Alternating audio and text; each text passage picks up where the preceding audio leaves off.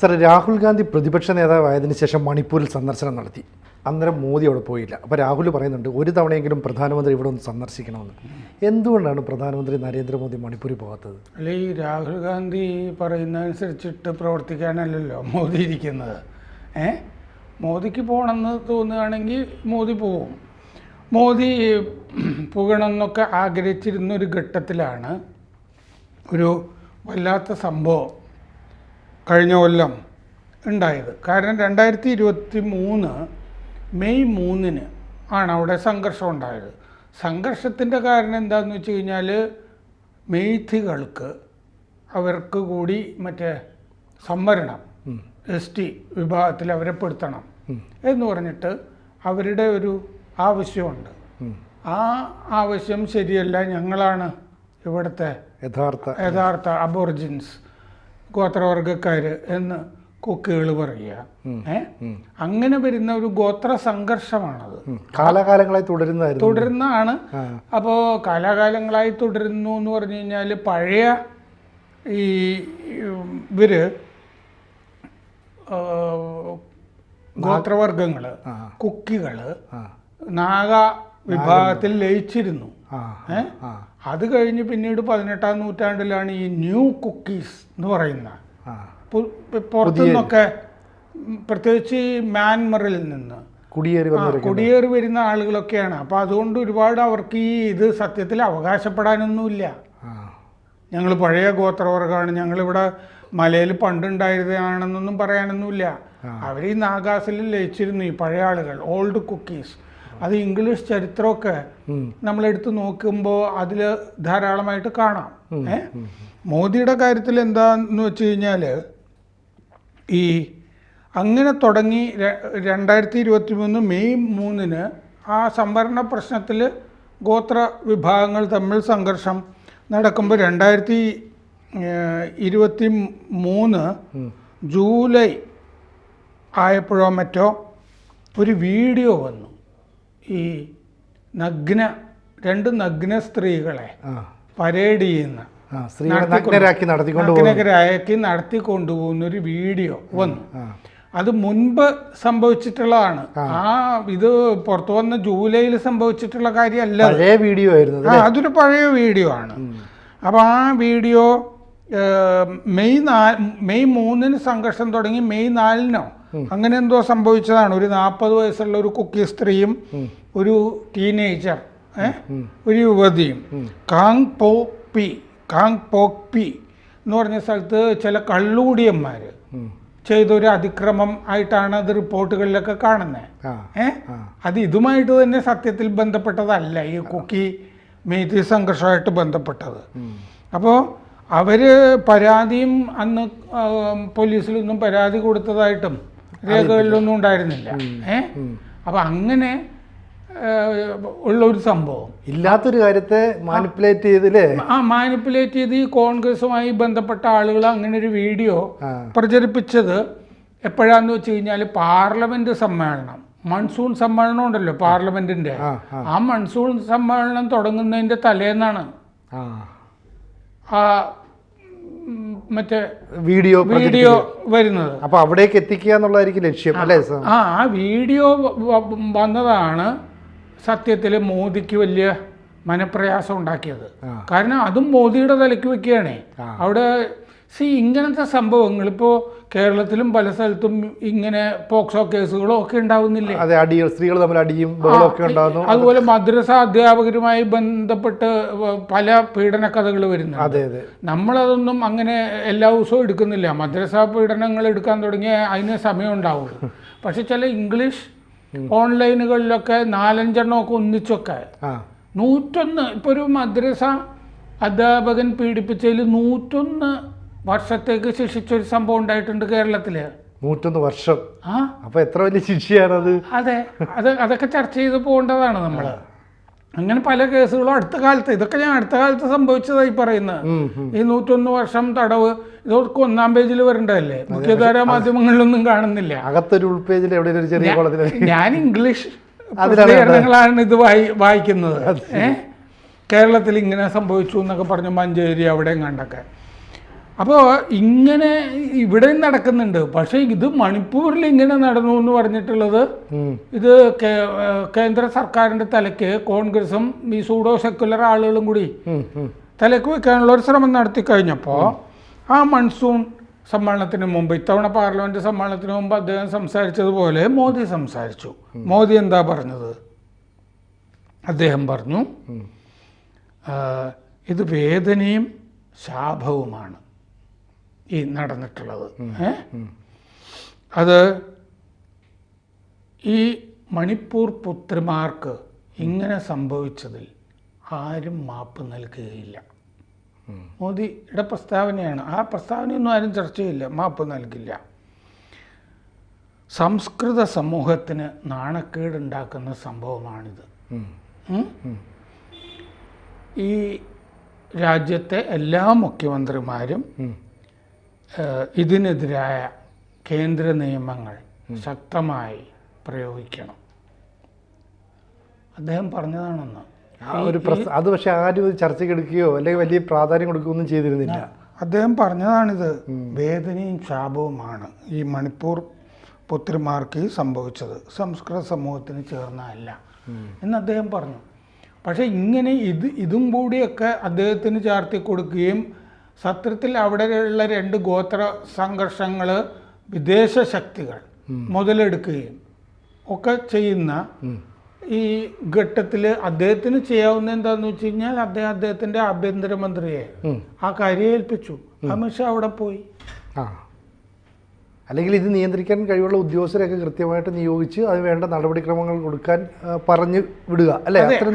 അങ്ങനെ ചെയ്ത ശേഷം പിന്നെ നടത്തേണ്ടത് എന്താന്ന് വെച്ച് കഴിഞ്ഞാൽ ഈ ഗോത്ര സംഘർഷങ്ങൾ എങ്ങനെ ഒഴിവാക്കാൻ കഴിയുമെന്ന് ആലോചിക്കുകയാണല്ലോ. അതിൻ്റെ പ്രവർത്തനത്തിലാണ് മോദി ഇത്രയും കാലം മുഴുകിയിരുന്നത്. അദ്ദേഹം മണിപ്പൂർ കാര്യം ഇത്തവണ ലോക്സഭയിൽ നടത്തിയ പ്രസംഗത്തിൽ അദ്ദേഹം സംസാരിക്കുകയും ചെയ്തിരുന്നല്ലോ. മാത്രമല്ല, ഇപ്പോൾ മണിപ്പൂരിൻ്റെ പ്രശ്നം ഏതാണ്ട് തീരുന്നൊരു ഘട്ടം ആണിത്. അതും ഇവിടെ മാധ്യമങ്ങളിൽ കാണുന്നില്ല. ആ ഈ NRC നടപ്പാക്കുന്ന കാര്യത്തിൽ 2 കൂട്ടരും സമ്മതിച്ചു വരുന്നുണ്ട്. ഇപ്പോൾ അതാകാം എന്ന് സംബന്ധിച്ച് ഞാൻ കഴിഞ്ഞ ആഴ്ചകളിൽ അത്തരം റിപ്പോർട്ടുകളൊക്കെ വായിച്ചിരുന്നതാണ്. അപ്പോഴാണ് രാഹുൽ ഗാന്ധി വീണ്ടും അവിടെ സന്ദർശനം നടത്തിയിരിക്കുന്നത് മണിപ്പൂരിൽ. അവിടെ സമാധാനം ഉണ്ടാകരുത് എന്നുള്ള ആഗ്രഹമാണെന്ന് തോന്നുന്നു കോൺഗ്രസിനും കൂട്ടർക്കും. എന്നാലല്ലേ ഇത് പറഞ്ഞുകൊണ്ടിരിക്കാൻ പറ്റുള്ളൂ. അവരെ നയിക്കുന്ന വിദേശ ശക്തികൾക്കും അവിടെ ഒരിക്കലും സമാധാനം ഉണ്ടാകരുത് എന്നുള്ള ആഗ്രഹമായിരിക്കുമല്ലോ ഉണ്ടാവുക.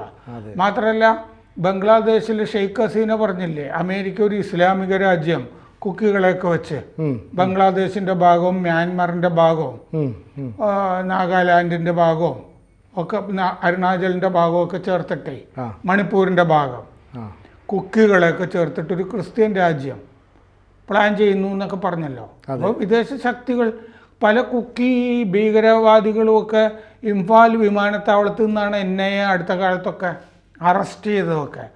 അവർ വരുന്നത് എങ്ങനെയാണ്? ഇംഫാൽ വിമാനത്താവളത്തിൽ വിദേശത്തു നിന്ന് വരുന്നതുകൊണ്ടാണല്ലോ. അപ്പോൾ വേറെ ഇവിടുന്നൊക്കെ ഫണ്ട് വാങ്ങിച്ചാണ്. ഇവർക്ക് അഭയം നൽകാൻ മറ്റു ചില രാജ്യത്തെ ആളുകൾ ഉണ്ടെന്നുള്ളത് ഒരു സംശയമില്ലാത്ത കാര്യമാണ്. അതെ, ഉണ്ടല്ലോ. ഫണ്ട് ചെയ്യാനും ഒക്കെ ഈ ആയുധങ്ങളൊക്കെ ഇവിടുന്നാണ് കിട്ടുന്നത്. ഏറ്റവും ആധുനികമായ ആയുധങ്ങളാണല്ലോ അവരുടെ കയ്യിലിരിക്കുന്നത്. അപ്പോൾ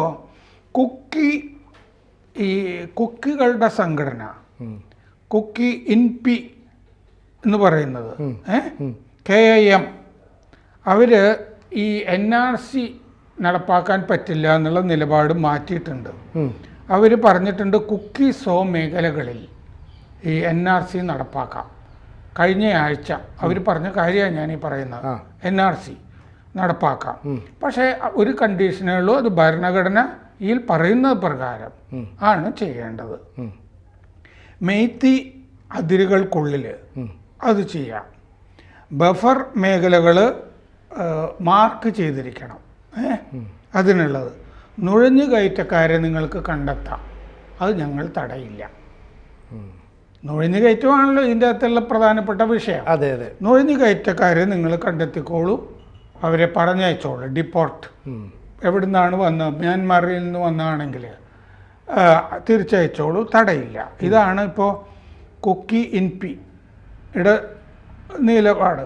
എന്നിട്ട് അവരൊരു ഉപാധിയും കൂടി പറഞ്ഞു. സുപ്രീം കോടതിയുടെ മേൽനോട്ടത്തിൽ കിം എന്ന് പറഞ്ഞ ഈ സംഘടനയുമായിട്ട് കൂടിയാലോചിച്ചിട്ട് 371C ഭരണഘടന വകുപ്പ് പറയുന്ന പ്രകാരം ആ NRC നടപ്പാക്കിക്കോളും നുഴഞ്ഞുകയറ്റക്കാർ. അത് വളരെ സ്വാഗതാർഹമായ ഒരു നിലപാടാണ്. ഈ കുക്കി സംഘടന അവരുടെ അംബ്രല ഓർഗനൈസേഷനാണ്, മൊത്തം സംഘടനകളെ പ്രതിനിധീകരിക്കുന്ന സംഘടനയാണ്. നുഴഞ്ഞുകയറ്റക്കാരൻ കുക്കിയോ മെയ്തിയോ നാഗയോ ആരെങ്കിലും ആയിക്കോട്ടെ നിയമപ്രകാരം ഇവിടുന്ന് ഒഴിവാക്കിക്കോളൂ എന്ന് പറഞ്ഞിട്ടുണ്ട്. പിന്നെ ഇത് കേന്ദ്ര ഭരണ പ്രദേശമാക്കിയാൽ കൊള്ളാം എന്നും കുക്കികളുടെ ഒരാവശ്യമുണ്ട്. യൂണിയൻ ടെറിട്ടറി, ഈ മണിപ്പൂരിനെ ഒരു യൂണിയൻ ടെറിട്ടറി ആക്കിയിട്ട് അവർക്ക് ഒരു കുക്കി ഗോത്ര താല്പര്യ പ്രകാരമുള്ളൊരു നിയമസഭ അങ്ങനെ വേണം എന്നും പറഞ്ഞിട്ടുണ്ട്. ഇതൊക്കെ ആലോചിക്കാവുന്ന കാര്യങ്ങളാണല്ലോ. അതുപോലെ ബീരേൻ സിംഗ് നേരത്തെ പറഞ്ഞിരുന്നത് NRCയുടെ കട്ട് ഓഫ് ഡേറ്റ് ഉണ്ടല്ലോ, സമയം വർഷം, അത് 1961 ബീരേൻ സിംഗ് മുഖ്യമന്ത്രി നേരത്തെ പറഞ്ഞിരുന്നു. മെയ്തികൾ അത് 1951 എന്ന് പറഞ്ഞിരുന്നു. ആ വർഷം പക്ഷെ കുക്കികൾക്ക് വിഷയമല്ല. 1951 ആയിക്കോട്ടെ 61 ആയിക്കോട്ടെ അതിൽ വിരോധമില്ല എന്ന് കുക്കികൾ പറഞ്ഞിട്ടുണ്ട്. കഴിഞ്ഞ ആഴ്ചത്തെ നിലപാടുകളാണ് ഞാൻ ഈ പറയുന്നത്. മ്യാൻമറിലെ ഈ ഭരണ പ്രതിസന്ധി, അവിടുത്തെ സാമൂഹിക പ്രതിസന്ധി, ഇതൊക്കെ കൊണ്ടാണ് മ്യാൻമറിൽ നിന്ന് ഈ കുക്കിസോ ഗോത്രവർഗക്കാർ ഇങ്ങോട്ട് കുടിയേറിക്കൊണ്ടിരുന്നത് മണിപ്പൂരിലേക്ക്. അപ്പോൾ അങ്ങനെ നുഴഞ്ഞു കയറി വരുന്നവർ വിദേശികളല്ല എന്നാണ് മണിപ്പൂരിലെ കുക്കികളുടെ നിലപാട്. മ്യാൻമറിൽ നിന്ന് കാരണം എന്താണെന്ന് വെച്ചാൽ ഒരേ ഗോത്രമാണല്ലോ അവർ നോക്കുമ്പോൾ. അതുകൊണ്ട് അവർ വിദേശികളായിട്ട് കരുതരുതെന്നാണ് അവർ പറഞ്ഞുകൊണ്ടിരുന്നത്. സ്വാതന്ത്ര്യത്തിന് മുമ്പ്, ഇന്ത്യ സ്വാതന്ത്ര്യം നേടുന്നതിന് മുമ്പ് ഇവിടെ അതിർത്തിയൊന്നും ഉണ്ടായിരുന്നില്ല. എല്ലാവരും ഒന്നിച്ച് വന്നും പോയും ഒക്കെയാണ് ജീവിച്ചിരുന്നതെന്നും അവർ പറയുന്നുണ്ട്. 2 വർഷമായിട്ട് നുഴഞ്ഞു കയറ്റക്കാരെ ക്യാമ്പുകളിലൊക്കെ പാർപ്പിച്ചിട്ടും ഒക്കെ ഉണ്ട്. അവരെയൊക്കെ ഇനി പുറത്ത് അയക്കണം. 20-30 വർഷമായിട്ട് ബയോമെട്രിക് കളക്ഷനൊന്നും അവിടെ നടന്നിട്ടില്ല എന്നാണ് പറയുന്നത്. ഇനി അതൊക്കെ ചെയ്തിട്ട് നുഴഞ്ഞു കയറ്റക്കാരെ ആരൊക്കെയാണെന്നൊക്കെ കണ്ടുപിടിച്ചിട്ട് പുറന്തള്ളാം എന്നുള്ള നിലപാട് കുക്കികളും കൂടി എടുത്തതോട് കൂടിയിട്ട് അവിടെ അക്രമം അവസാനിക്കാനും അതൊരു തീർപ്പിലേക്ക് വരാനുമുള്ള സാധ്യത തെളിഞ്ഞിരിക്കുന്ന സമയമാണിത്. ആ സമയത്ത് വീണ്ടും രാഹുൽ ഗാന്ധി മണിപ്പൂരിൽ പോവുക. ഇത് അന്ത്യഘട്ടത്തിലാണ് ഇത് ഈ മണിപ്പൂർ പ്രശ്നം. അപ്പോഴാണ് അങ്ങേര് വീണ്ടും ക്യാമ്പുകളിൽ പോയിട്ട് ഈ നാടകമൊക്കെ നടത്തുന്നത്. പിന്നെ ജിറിബാം എന്ന് പറഞ്ഞ് ഒറ്റപ്പെട്ട് നിന്ന ഒരു ജില്ലയിലും ഇപ്പോൾ അക്രമം നടന്നു. 2 ആഴ്ച മുമ്പ് ഒരാളുടെ തല ഛേദിക്കുകയൊക്കെ ഉണ്ടായി. അവിടെ ഒരു കർഷകൻ മെയ്തി ഒരാളുടെ. അപ്പോൾ അവിടെ ജിറിബാം എന്ന് പറഞ്ഞ ജില്ലയിലും കൂടി അത് വ്യാപിക്കുകയും അങ്ങനെ ഒക്കെ സംഭവിക്കുകയൊക്കെ അവിടെ ചെയ്തിട്ടുണ്ട്. അപ്പോൾ ഈ ഒരു പ്രചരണം ഉണ്ടല്ലോ, ഇതിന് മുഴുവൻ കാരണക്കാരൻ മോദിയാണ്, മുഖ്യമന്ത്രി ബിരേൻ സിംഗ് ആണ്. ഒരു സംവരണവുമായി ബന്ധപ്പെട്ടൊരു വിധിയുണ്ടായി, കോടതി വിധിയുണ്ടായി. അത് മെയ്ത്തികൾക്ക് അനുകൂലമാണ്. പക്ഷെ മെയ്ത്തികൾക്ക് അത് കൊടുക്കരുത് എന്ന് കുക്കികൾ പറയുന്നു. അതിനെ തുടർന്ന് അവർ കുക്കികളും മെയ്തികളും തമ്മിൽ ഒരു സംഘർഷം ഉണ്ടാകുന്നു. അതിലിപ്പോൾ അവിടെ പോയിട്ട് തന്നെ ഈ പ്രശ്നം പരിഹരിക്കണം എന്നില്ലല്ലോ. അത് ആഭ്യന്തരമന്ത്രിയെ നിയമിച്ചിട്ടുണ്ട് അതിന് വേണ്ടി.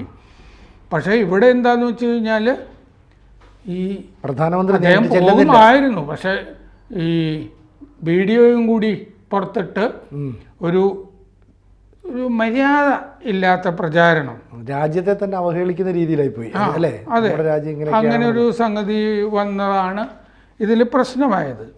ഈ 1777 കൊളോണിയൽ ചരിത്രത്തിലൊക്കെ കുക്കി എന്നുള്ള പേര് തന്നെ വരുന്നത് 18-ാം നൂറ്റാണ്ടിൽ.